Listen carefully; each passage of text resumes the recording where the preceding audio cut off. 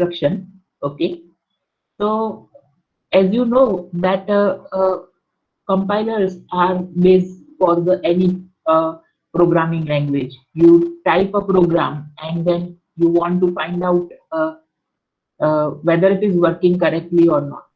Okay, it has any errors or not. So you require certain form of translator. So what is a translator? That means it converts your language to the language which computer can understand. Okay, so the compiler is one kind of language translator. Okay, so for example, if you take up some C compiler, okay, what it does is it takes an input, a C program. Okay, so what is an input? If the C program is an input. Okay, and what is the corresponding output? The output would be either an assembly program, or it could be like object code. Okay, so the output is usually we tell it is an either an assembly code, okay, or an object code. Okay, and then finally you can execute this object code. Okay, so from C program, C programming is a one language, and this assembly code is another language. Okay, so to translate the one language code to another language code is a job of language translator. Okay, so if it is an assembly language, then again we have something called an assembler. Okay, so there is a need of assembler. Okay, so you give a C program, it creates an assembly language. Now assembly language cannot be understood by your machine, so assembly language needs to be converted to executable language. So that is also a language translator, and that is known as an assembler. So are you getting what is the meaning of language processor or language translator? Everybody? Yes. Okay, so let us try to understand that. But before I start, I want to tell that compiler is the best example where theory translated to practice. Okay, so theory translated to practice, this is a best example of that, the compiler. Okay, and the second thing I want to tell you is the compiler is actually a very complicated or complex software system, and compiler domain includes varieties of subjects or knowledge of varieties of subjects, starting from software engineering, then algorithms, graph theory, and so mathematics and so on, right? So and you know, this is not unknown to you. Okay, you are always using some type of compilers or interpreters. Okay, so let us try to see this. Okay, so um, so in this course, we will see the internals of the compiler. Okay, how does this source language is translated to machine language or object code or assembly code. Okay, whatever it is. Okay, um, and to better understand, you need both that theory as well as problems. In lab session, you will be introduced Lex and YACC.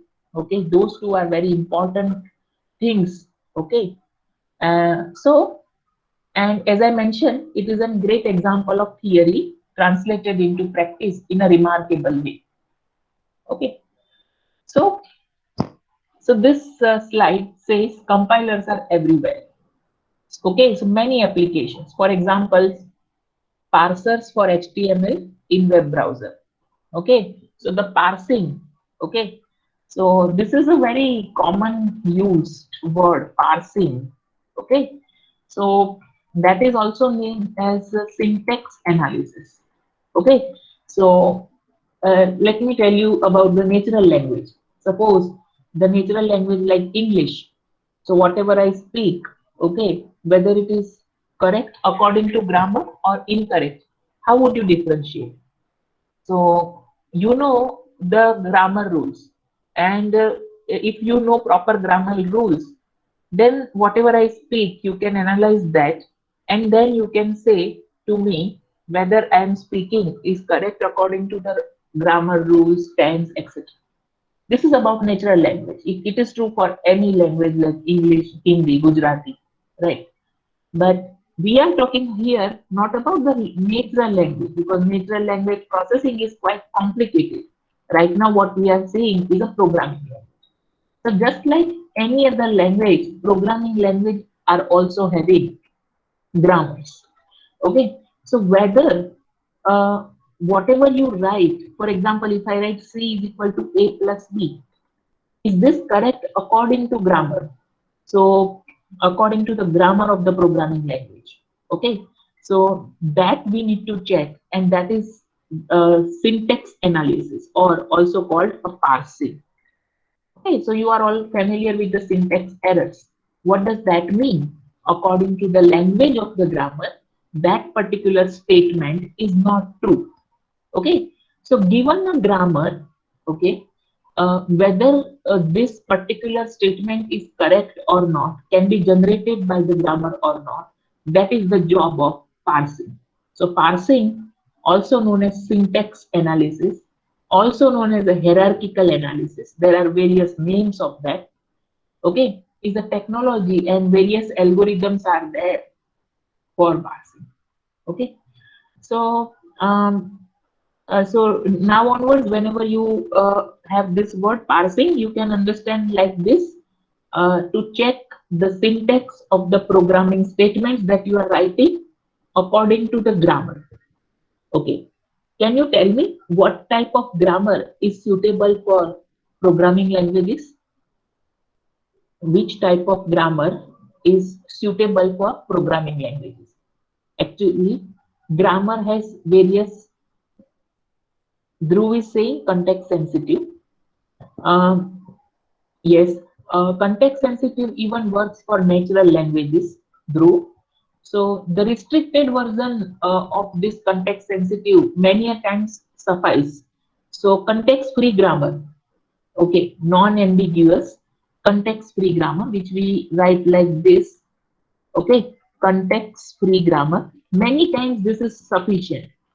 Yeah, exceptions are everywhere, but context-free grammar is many a times sufficient, okay, to encode the grammar rules, okay, and for a programming language. Definitely, it is not well suitable for natural languages, okay.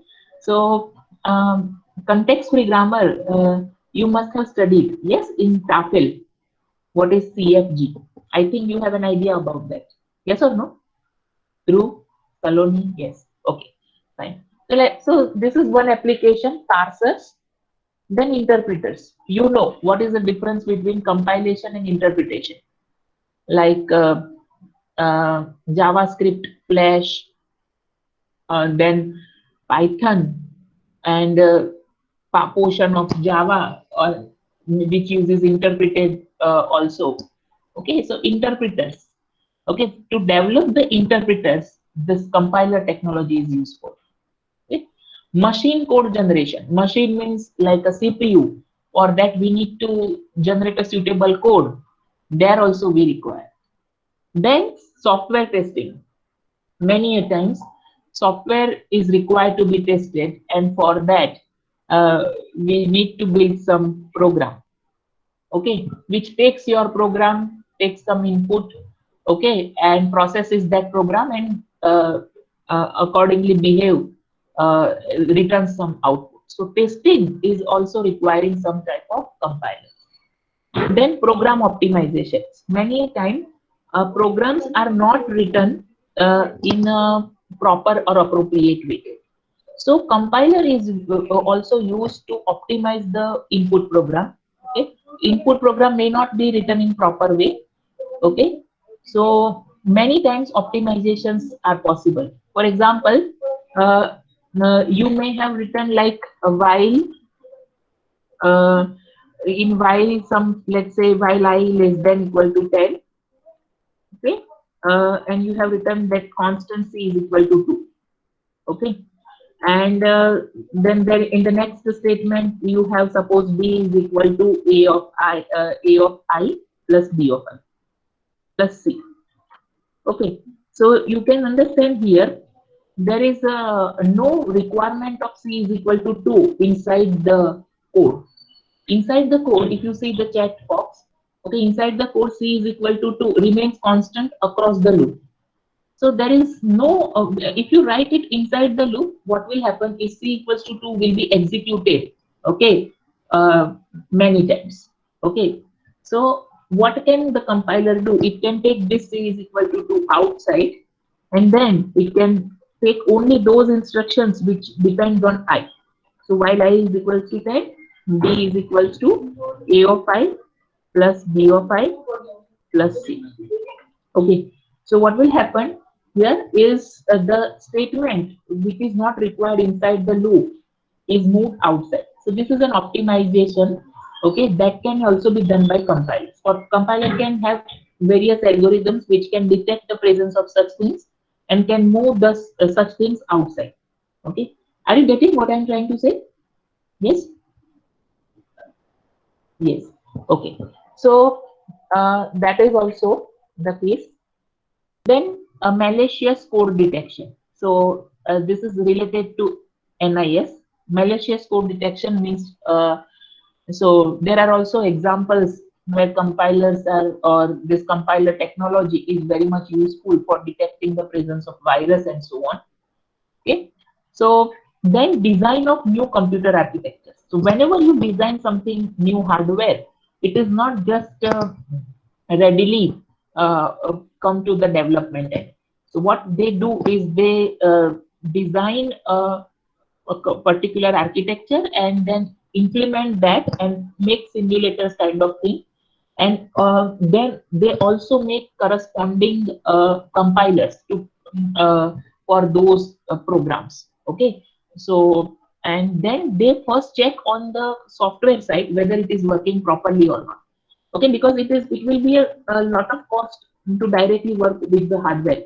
If the things fail, you detect some bug, okay, you have to change the hardware, which will be a more costly. So rather what people can do is they can take a design, they can make simulator and the corresponding compilers, and then first they test everything on the that particular simulator and compiler, and once the things are confirmed, okay, they can go for the hardware modeling and then preparation of the hardware.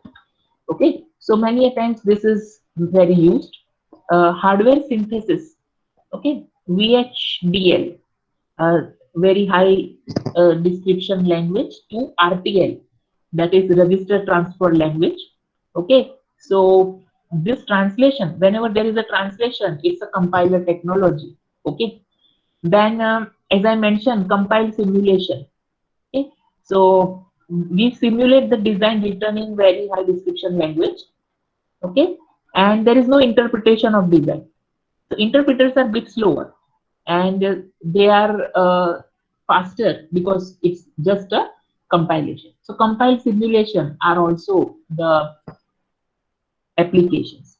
So compilers are not only on in the HTML web browser, JavaScript or Flash, not only at the program optimization side, but also works with the hardware development and simulation side or hardware synthesis side. Okay. So I hope you get the sufficient motivation for learning the subject and why to learn the details of the compiler, because they are everywhere. Yes, I hope that, yes. Okay. So now let us see. So as I mentioned, it is most complex system software, and writing it is a substantial exercise in software engineering, right? Why it's a very complex thing? Okay, because the fact that it is required to make a programmer's requirement, okay, to architectural details. The architectural details, operating system level details, as well as the CPU level details. So whatever the program is there, it should be converted to the architectural details. Okay, otherwise it will not be possible to convert or execute that on that particular architecture. So uh, that's why it is very complex. We'll see what is the reason for complexity. Okay. Uh, Also, this point is very important. It uses algorithms and techniques from very large number of areas. Okay, and translates intricate theory into practice. So let us see how. So you see which type of algorithms are required. So almost every kind of algorithm that you have heard about till now, okay, are useful. Okay, whether it is a greedy programming, dynamic programming, okay, or whether it is a, for example, heuristic search, graph algorithms, for example, registers, because every CPU has its own set of registers. Okay, so finally code has to be generated and has to be given registers, optimal number of registers, minimum number of registers for a target code. Because for code to execute, it requires the support of register. So how to do this allocation? So there exists some greedy algorithms for that. Okay. Similarly, dead code elimination. So you have some dead code which is not reachable. Okay. For that, or register allocation is a graph based algorithm. Okay. Just like graph coloring. Okay. It uses the graph coloring. Similarly, dynamic programming, instruction selections to select the instruction. Then scheduling of instructions. So many a times what happens, optimization is required. You can rearrange the instruction in such a way that you will get benefit. Which kind of benefit, anybody can tell me? You must have studied in computer system architecture that if you reorder the instructions, okay, reschedule the instructions, what will happen is the code will execute more faster. Am I saying true or not? Yes, Saloni, Jay, Rishil, is it true or not? That if you have a code and if you reschedule the instruction in some sense, okay, then it would be a faster performance. Like you must have known that pipelines and pipelines have various issues. Okay, various conflicts are there. Okay, so read after write, write after read, etc. Yes, so I want to optimize the performance. So compilers are nowadays optimizing compilers, which can automatically rearrange the given code such a way that it can be executed faster while execution time. Okay, so similarly, whatever you have learned in TAFL, it is very much useful here. So you see these two topics, finite automata is very much useful in something called lexical analysis, and push down automata, that context free grammar and push down automata. This is very much useful in parsing. I already mentioned what is parsing. Okay, parsing means syntax analysis. Means given a grammar, you want to check whether the things are correct or not. Similarly, there are fixed point algorithms called data flow analysis. Okay, data structures like symbol tables, sparse trees, graphs. Okay, and computer architecture, because finally I have to map it to the machine code. So the architectural details are also very important. Okay. So almost everything is very much useful, and these are the practical applications. Okay, whatever the algorithms you have studied, they are in one and more uh, types of algorithms are useful while writing a compiler. Writing a compiler because compiler is itself a complicated software. Okay. Also, the theories like lattice theory, linear algebra, probability, they are also useful in type checking, static analysis, dependency analysis, and loop parallelization. Because remember, we want an optimization. So for optimization, various mathematical theories are also used. So not only the mathematical theories, but also the greedy, dynamic, then I mean, as I mentioned, like data flow algorithms, okay, then software engineering, as well as this, uh, I mean, computer architecture, because finally it has to deal with the computer generated code. Everything is under the umbrella of compiler. I mean, a compiler uses this everything. Okay, so that's why I was telling that it is very complicated because it uses many concepts from many domains. Okay. So what are the other uses of scanning and parsing? Okay, scanning and parsing techniques. Scanning, so assembler. What is assembler? Okay, like which assembly language you have studied in the past? Yes. Which assembly language you have studied in the past? Yes, 8086. Hardik, um, uh, which assembler you have used for converting your assembly programs to the machine level language program? There was some name, right?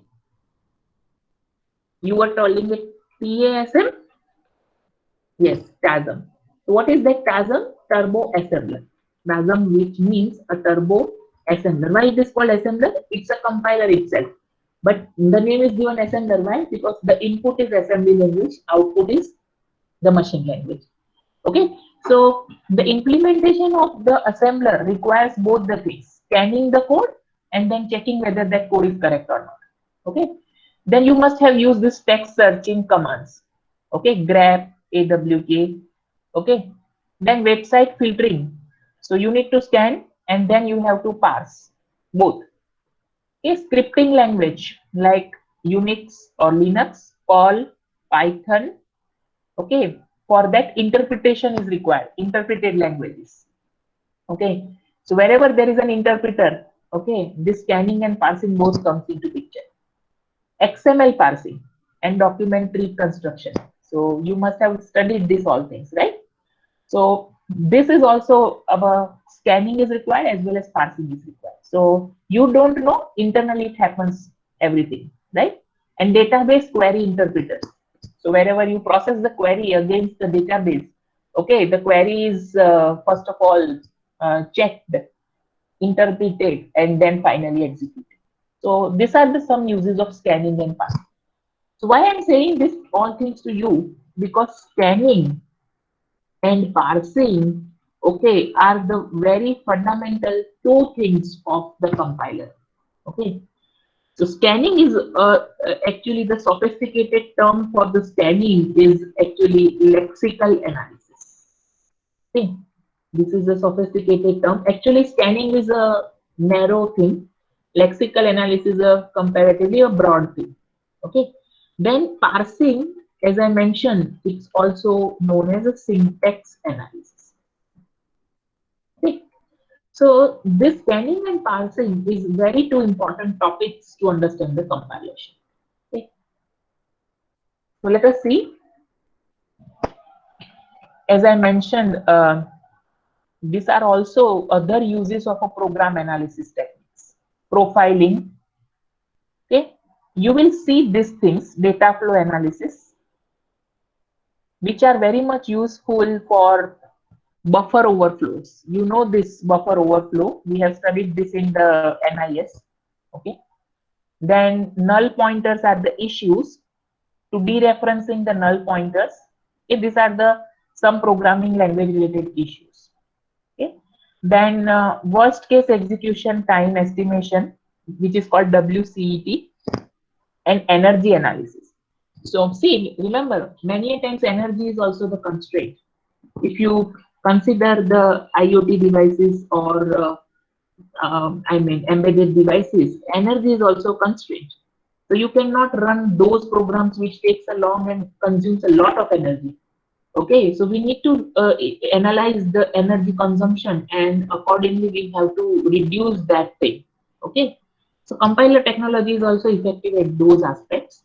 Okay, profiling, as you know, time analysis, slicing of program, okay, program analysis, converting a sequential loop to parallel loop for so that we can use parallel framework.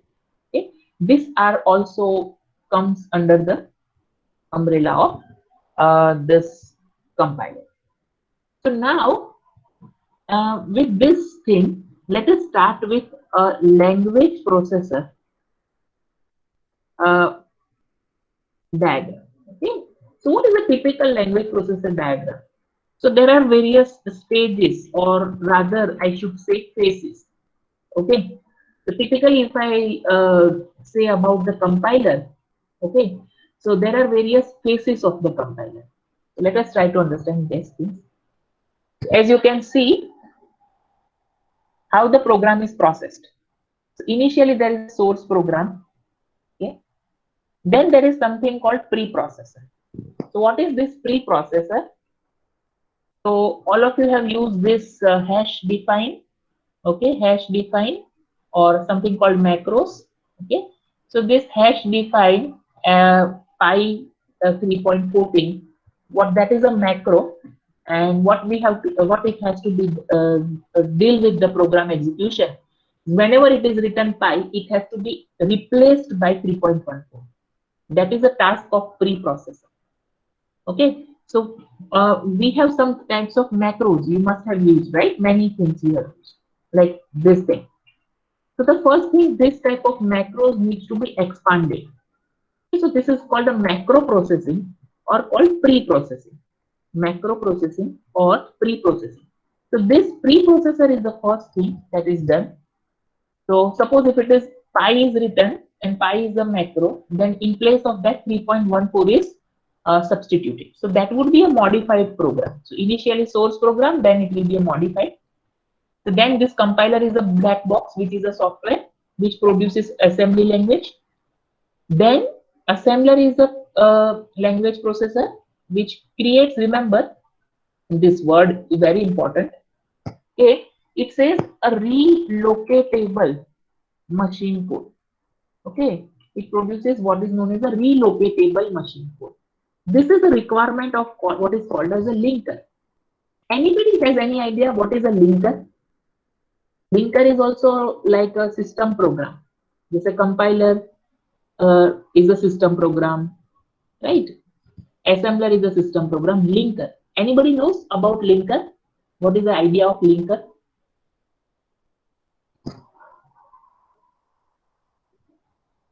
Yes, Dhruv, others, Vishal. Okay, symbols are resolved and object files are linked. Very correct. Symbols are resolved and object files are linked. So compiler, so many object files are there. For example, you are also including the math.h or something like that, which may consist of various functions. So they are compiled, math.h is also compiled and included. Okay, so that has its own object file. Object file is an output of a compiler. So in a program, there could be various object files. So they have to be linked together to create what? To create executable file. So in case of more than one object file, it has to be linked properly so that it can create an executable file. So remember, so the linker will create, take some machine code, relocatable machine code, links it together and produces executable file. Then there is another system program called loader. What it will do, it will load the things into memory. Okay, so loader, what it will do, because any program can run only if it is brought into the main memory. Okay, or where the CPU can take the things and then execute. So this loader is also a system program, okay, which brings those things like executable things into a memory, and so that CPU can execute those things. Okay, so this all are system programs. Remember, compiler and assembler, these are translators. Okay, linker and loader, and this all preprocessor, linker, loader, they are called system programs, which will finally see. You can see in linker loader there is also one input, library file. So whenever you include something library file, its object file is linked in addition to this object file. This all are combined together and produces final target machine code. Now this will be running. So now let us come to the point. Okay, compiler. Okay, compiler phases which you are going to learn in detail. Yes, up to now everybody is clear, right? What is linker, loader, assembler, and compiler? Yes. Okay. Fine. So let us come to the block diagram of compiler. Okay. Block diagram of compiler, which is very much important.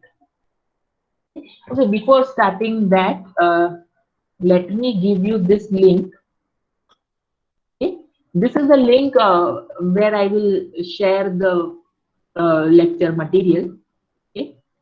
Lab related material, madam will share over classroom.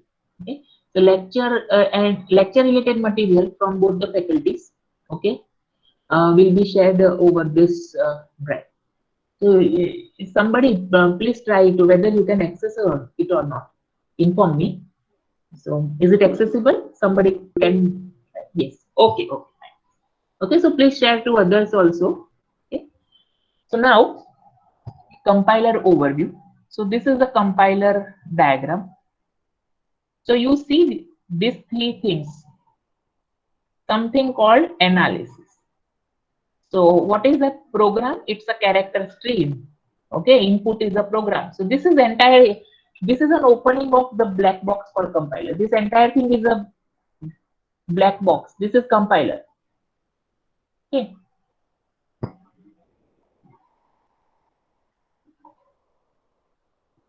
Okay, so compiler as I told, it consists of various things.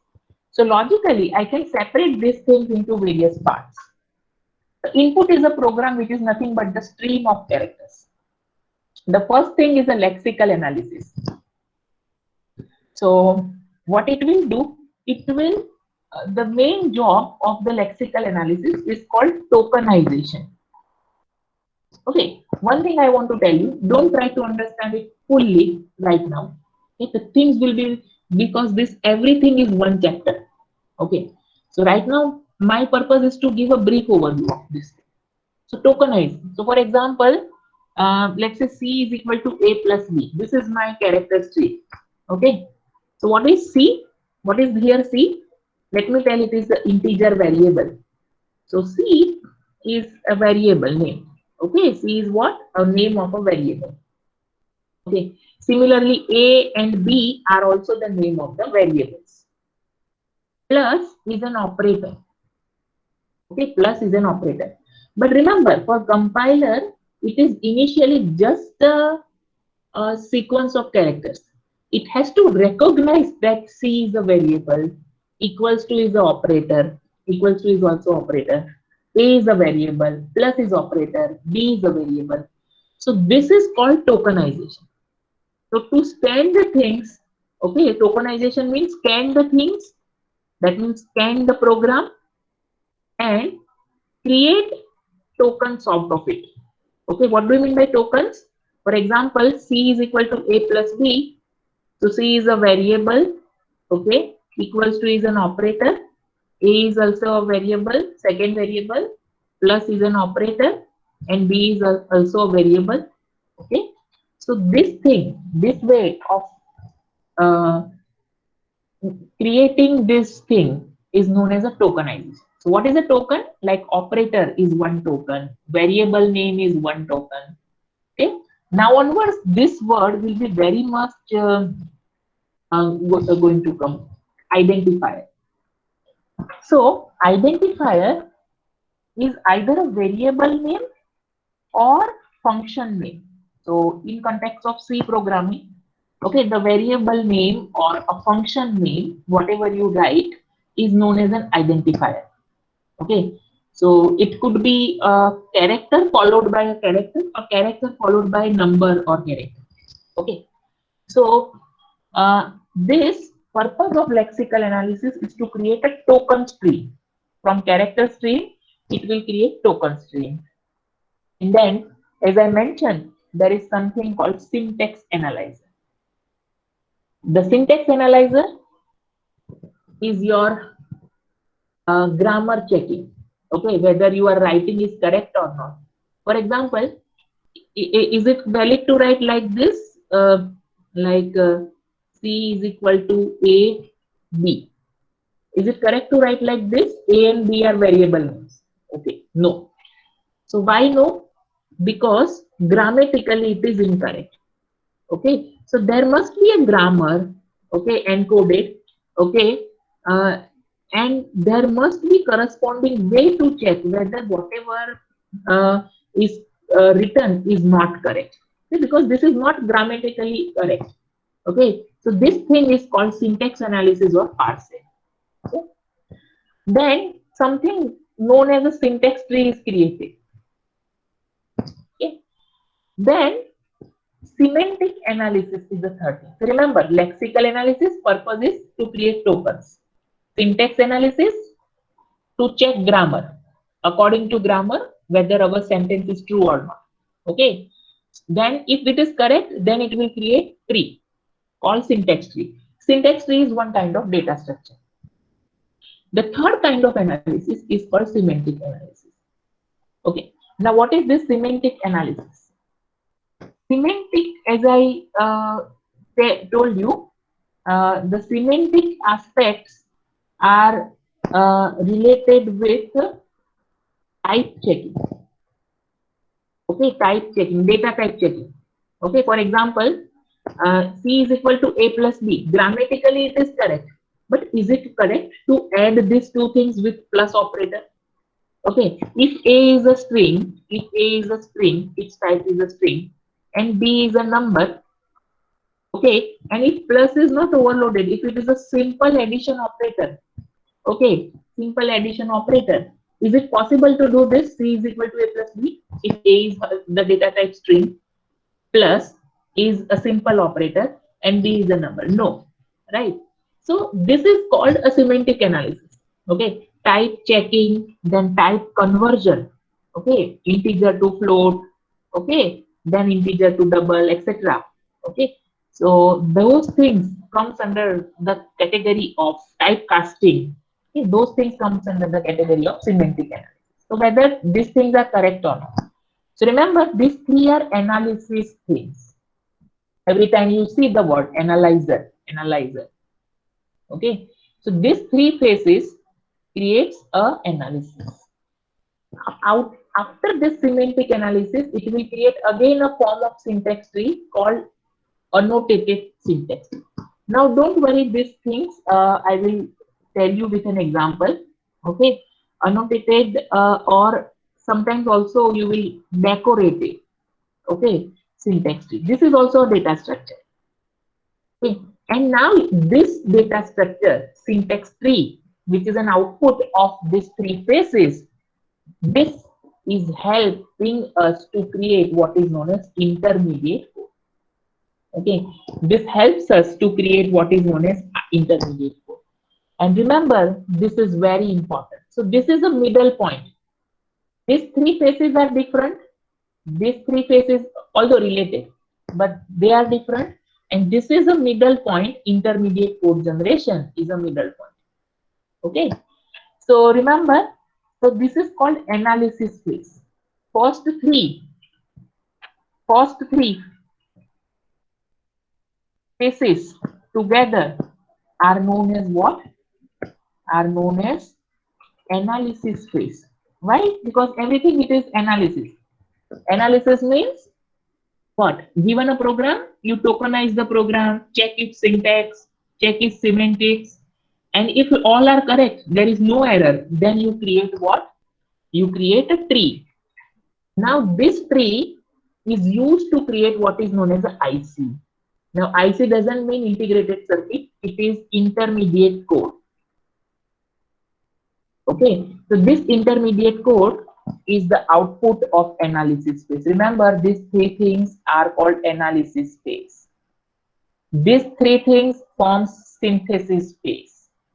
Okay, so intermediate code will be generated. Okay, that intermediate code will be given, as you can understand, there is an arrow from here to here. Okay, that code will be optimized. Okay, now very important thing. There is something called machine independent code optimization. Okay, so what do you mean by machine independent? Machine independent means doesn't depend on the CPU or architecture or the OS, etc. Irrespective of that, whatever the optimization that you are doing, okay, that is called machine independent code optimization. Okay, it doesn't include the details of CPU.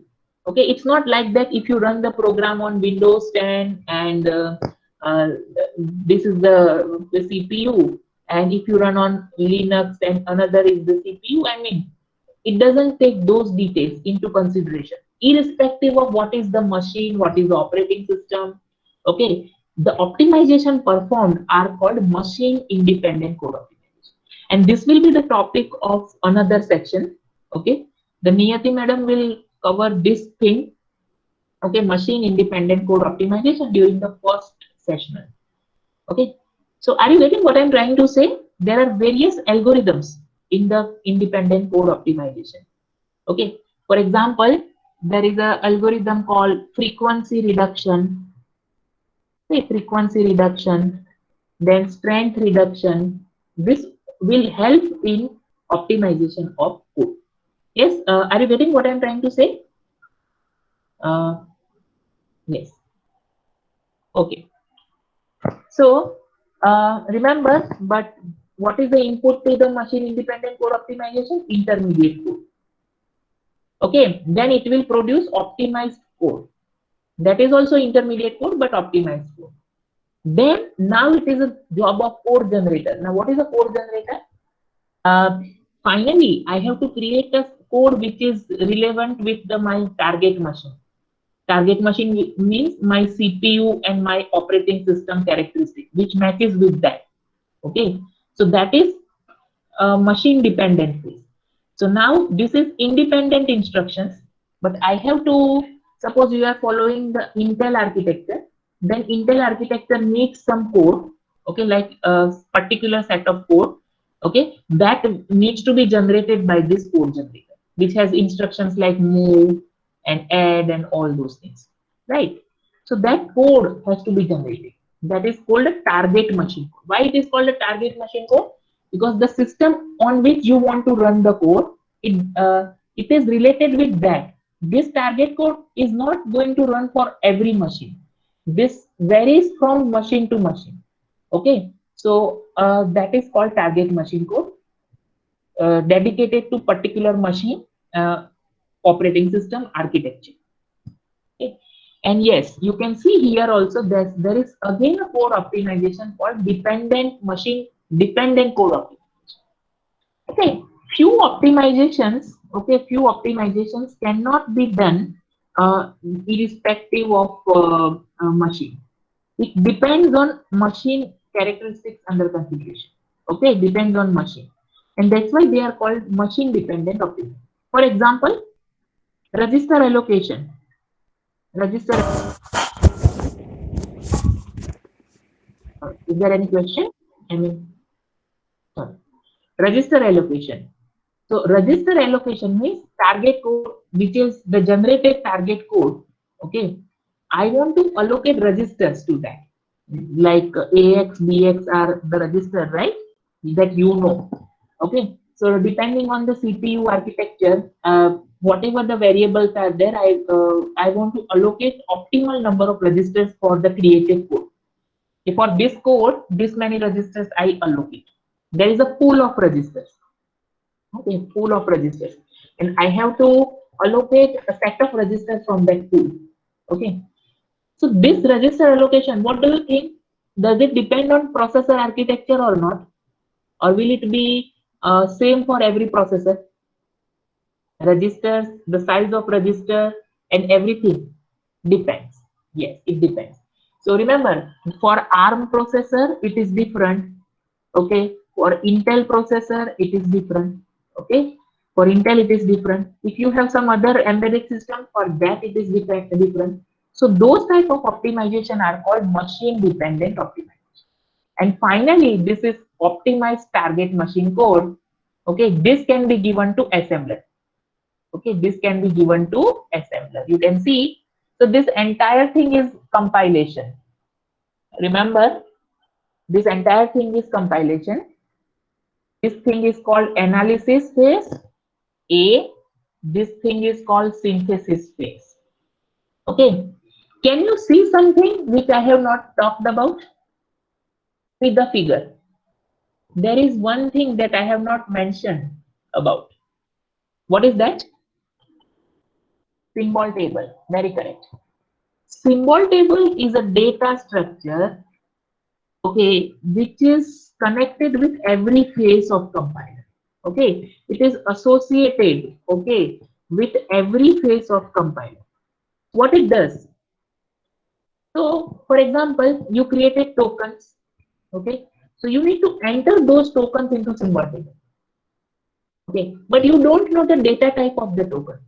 The data type of the token, etc., are checked at semantic analysis. Okay, so data type. Okay, data types are also, discussed at the semantic analysis, right? So at semantic analysis time, the data type for the token will be found, and then at the semantic analysis, it will data type will be inserted into the symbol. The symbol table has so many fields like data type, the name of the identifier, the size of the identifier, the address in the memory. Okay, it is found, etc. So, are you getting what I am trying to say? In one phase, it finds the identifier. In another phase, it finds the data type of the identifier. And we don't know target address. So, target address will be found at which phase?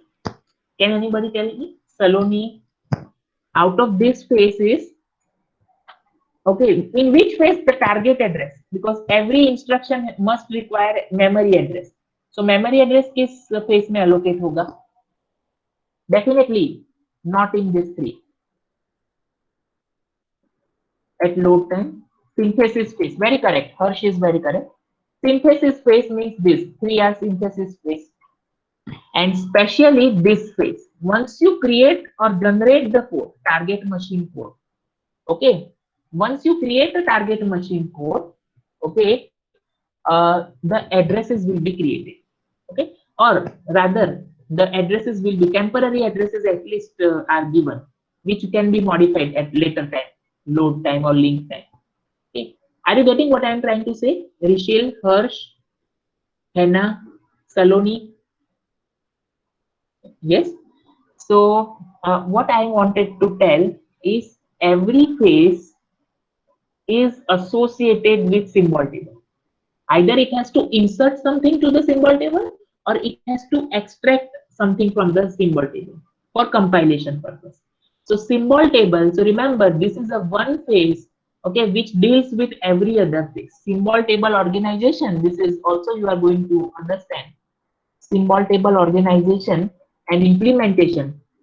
Okay, this thing is also a very important thing. Okay. So remember, what is the difference between compiler and interpreter? So before starting that, I want an answer from you. Dhruv, Devang, anybody? Can you tell me, Hannah, what is the difference between compiler and interpreter? First of all, let me ask about the speed. Which one is having a higher speed? Compile or interpreter? Remember, both the things.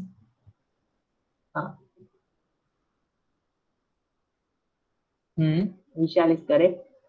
Okay, Rishi, you want to tell that interpreter is higher speed? Is that yes? Okay. What any other person want to tell something about that? Interpreters are usually slower. Okay, Rishi. Uh, compiled code is usually faster, and interpreters are in general very slow. Why? Because of the thing that in compiler, first of all, we process the code and create object code, and that object code we run. But what happens in an interpreter is there is interpretation is a cycle. Okay, interpretation cycle. In that interpretation cycle, there is first thing is fetch. So you fetch an instruction. Okay, then execute that instruction, and then sorry, uh, sorry, it's fetch, decode. Second is decode the instruction, and third is the execution of the instruction. Okay, so interpretation works like this. It takes the first line, it fetches the first line, decodes it, okay, converts it to tokens, checks its syntax, and then once it is done, it will execute it. Then it goes to the second line, fetches that instruction, decodes it, and then executes it. This will happen throughout. So if there is a error on the fifth line, first four lines will be executed, and on fifth line you will be getting an error. Are you getting what I'm trying to say? I mean, I think yes, yes. Okay. So this, because of the reason that it's a fetch, decode, and execute step has to be followed. Okay. So compiler generated code, machine code, whereas the interpreters interpret the intermediate code. Okay. Interpreters are easier to write and can provide better error messages. Okay. Interpreters are easier to write and can provide better error diagnostic. Okay. Symbol table is still there. And you see this statistic. Interpreters are at least 5 times slower than machine code generated by compilers. So if you run the code generated by the compiler, it will be at least 5 times higher, I mean, in speed. Okay. Second, interpreters also require much more memory than machine code generated by compilers. Okay. And so example of interpreted things are Perl, Python, Unix, Java, and Lisp, Basic and Lisp. Okay. So these are the languages or the things which uses interpretation. Okay. So I hope Dhruvil, Rishil, uh, I hope you are getting completely right. Why I'm saying that interpretation is not faster. I'm not saying that one thing is bad or another thing is good, but this is overall comparison. Okay. So now let me tell you one example. Please focus on this example. Okay. Uh, okay. So first thing is lexical analysis. For example, this is my simple code. Fahrenheit, I write in a C program, Fahrenheit is equal to Celsius into 1.8 plus 32. This is a formula, right? Suppose I have written this formula in my program. So what lexical analysis will do? What is Fahrenheit? Fahrenheit is the name of variable. Fahrenheit is a name of variable. And as I told you, variable names, okay, what you tell them, identifier. Whenever I use this ID, which means identifier, what do you mean by identifier? Letter followed by letter or digits. So you can see this F is a letter character followed by sequence of digits. Sorry, sequence of characters or digits. Okay. Unless you get a different thing equal to. Equal to is an operator. Okay. ID is ID means identifier. So this token has name identifier. And what is this one? Anybody can tell me? ID comma one. Why it is one is written? Yes, Vishal is very correct. It's a symbol table pointer. So this indicates the symbol table. So let's say symbol table is like this. So here Fahrenheit is stored. So this one is actually a pointer to this first row, which includes the details about this variable Fahrenheit. All of you are getting this or not? Jai, Saloni, yes. Okay, because whenever identifier is found, it is inserted into symbol table. So Fahrenheit will be inserted into symbol table. Assignment is operator. Again, this is a identifier. This is multiplication is operator. 1.8. 1.8 is a constant. Which type of constant? Floating point constant. F const means floating point constant. This plus is an operator and this 32 is a constant, but it is written I const. iconst, which means integer constant. So you can see this is what is done as a tokenization. This is what is known as a tokenization. So I have tokenized this code, okay, into various things. And now this thing will be fed to syntax analysis. Okay. So what is the lexical analysis? So let me give you an overview. Sorry.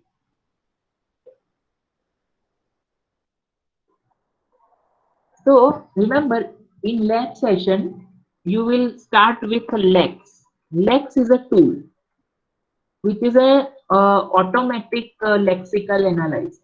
Okay, you don't require to write much code. You have to definitely write few things. Okay, but automatic tool. Okay, to do lexical analysis. If you want to do lexical analysis, you can take the help of Lex or Flex. These are the tools. Okay. So, and remember, how can you do this? Lexical analysis can be done by deterministic finite state automata. Why do you think so? That lexical analysis, what is the data structure? FA or DFA or NFA, whatever you say. Finite automata is very much useful to do lexical analysis. Okay, let me tell you why. Suppose I ask you to check to extract identifiers from the program. What type of code you will write? If I give you an exercise that find out variable के नाम पूरे program में से सारे variable के नाम extract कर लो. So do you require some regular expression or not to extract those variable names? Yes. Yes. Yes, Saloni. Dhruv. Yes. So what is that regular expression? How can you define a variable name? Variable name, can I say it is a letter followed by letter or digit star. Is this a regular expression? Correct regular expression? First, it should be letter. Letter means A to Z. What do you mean by letter? A to Z, small or capital. But followed by letter or digit. Digit means 0 to 9. First, it should be letter, and then it could be star means 0 or more times.